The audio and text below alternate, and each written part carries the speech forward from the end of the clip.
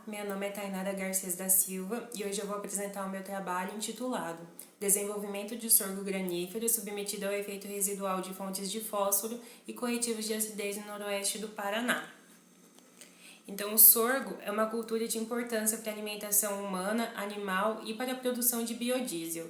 Estima-se que na última safra o Brasil tenha produzido aproximadamente 2.800.000 toneladas de grãos.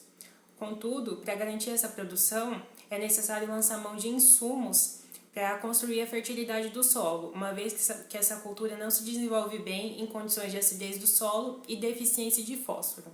O alto custo dos insumos, especialmente os fertilizantes fosfatados solúveis, podem inviabilizar o cultivo, sendo necessário a pesquisa de fontes alternativas para suprir a demanda nutricional da cultura, especialmente aquelas que apresentem maior efeito residual. E isso justifica o objetivo dessa pesquisa, que foi avaliar o desenvolvimento do sorgo submetido a diferentes fontes de fósforo e corretivos de acidez sob efeito residual de 7 meses após a aplicação aqui na região noroeste do Paraná. Materiais e métodos. Então, o experimento foi conduzido na Universidade Estadual de Maringá, campus de Umuarama, em vasos de polietileno de 40 por 30 centímetros que foram preenchidos com ar de solo vermelho distrófico típico. Aqui na tabela 1 é possível observar a caracterização química do ar de solo vermelho distrófico típico, se tratando de um solo ácido com baixo teor de nutrientes e textura média. Os tratamentos consistiram dos corretivos de acidez, calcário e silicato que foram combinados com as fontes de fósforo, esterco de aves, casca de arroz carbonizada, pó de rocha, superfosfato simples, superfosfato triplo, termofosfato magnesiano, termofosfato micrado rico em potássio e um tratamento testemunha. Esses tratamentos foram dispostos em um arranjo fatorial 9x2 com 6 repetições. Cultivou-se o sorgo, cultivar Fox, mantendo-se 4 plantas por vaso. Ao final do ciclo, de aproximadamente 120 dias, essas plantas foram coletadas e analisou-se a altura, o diâmetro do caule, a massa fresca e seca de parte aérea e a massa de espiga.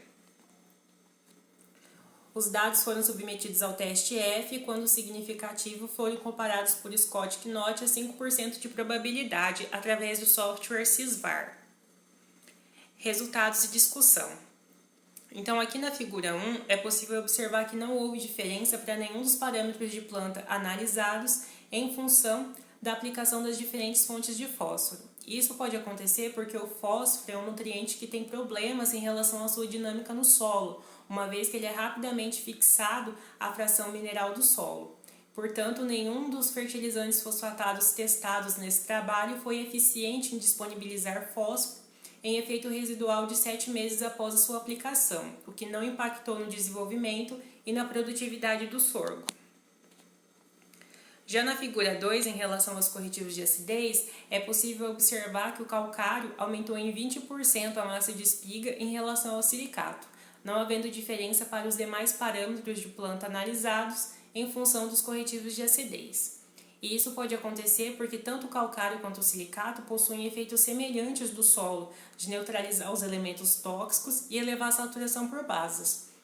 No entanto, o calcário possui em sua composição uma quantidade maior de cálcio e de magnésio quando comparado ao silicato.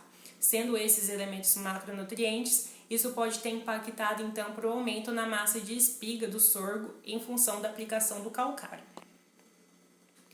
Conclusão: o calcário aumentou a massa de espigas de sorgo em relação ao silicato em 20%. O efeito residual das fontes de fósforo não interferiu no desenvolvimento das plantas. Essas foram algumas referências utilizadas para a elaboração desse trabalho e eu gostaria de agradecer a todos que possibilitaram a realização e a divulgação dessa pesquisa.